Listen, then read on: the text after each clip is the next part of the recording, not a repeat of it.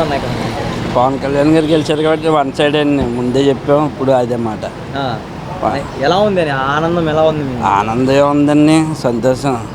కొత్త ఆయన నిలబెట్టి ఆయన మంచిగా చేసుకుంటే భవిష్యత్తులో ఒక పులివెందుల, ఒక కుప్పలాగా పిఠాపురం కూడా పవన్ కళ్యాణ్ గారికి అవుతుంది. ఒక స్థానిక ప్లేస్ పడినట్టు పడిపోతుంది అంట. పడిపోతుంది.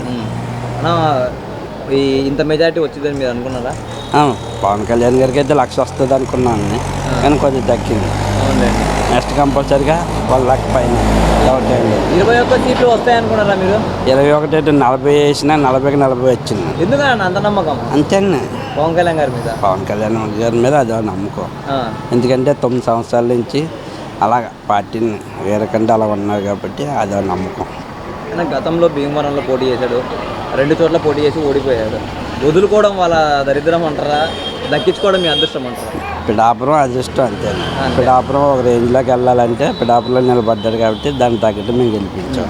ఒకప్పుడు పిఠాపురం అంటే ఎవరికి తెలియదు అన్న, కాకినాడ పక్కన అని చెప్పుకునే వాళ్ళం. ఇప్పుడు పిఠాపురం అంటే తెలియని వాళ్ళు ఎవరు లేరు. దాదాపు అదర్ కంట్రీస్ కూడా మొత్తం అన్ని ప్రపంచం యావత్తు పిఠాపురం మారిమోగింది. దానికి తగ్గట్టుగా ఆయన నెక్కించినందుకు ఆయన కానీ నిలబెట్టుకుంటే చూడక్కర్లేదండి. అవునులేండి.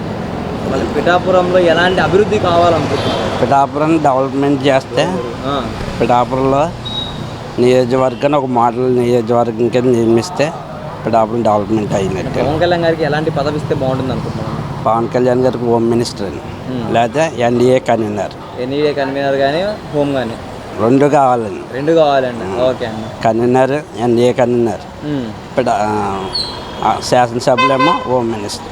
మన కాపు ఓటింగ్ మొత్తం పడిందంటారా పవన్ కళ్యాణ్ గారికి? డౌట్ లేకంటే క్యాస్ట్ ఫీలింగ్ పెట్టద్దండి. మామూలుగా అడుగుతున్నాను. కాపు అన్నదే డేంజర్. ఎందుకంటే 30% ఉన్న కాపులు ఎప్పుడు కొన్నా నిలబడతలేదు అంటే అది కాపు అన్నది కరెక్ట్ కాదు. ఒక ప్రపంచం అంతే.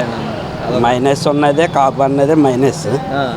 దాన్ని కాకుండా ఒక ప్రపంచం కింద ఐక్యంగా వెళ్ళారు ఈసారి కంపల్సరీగా.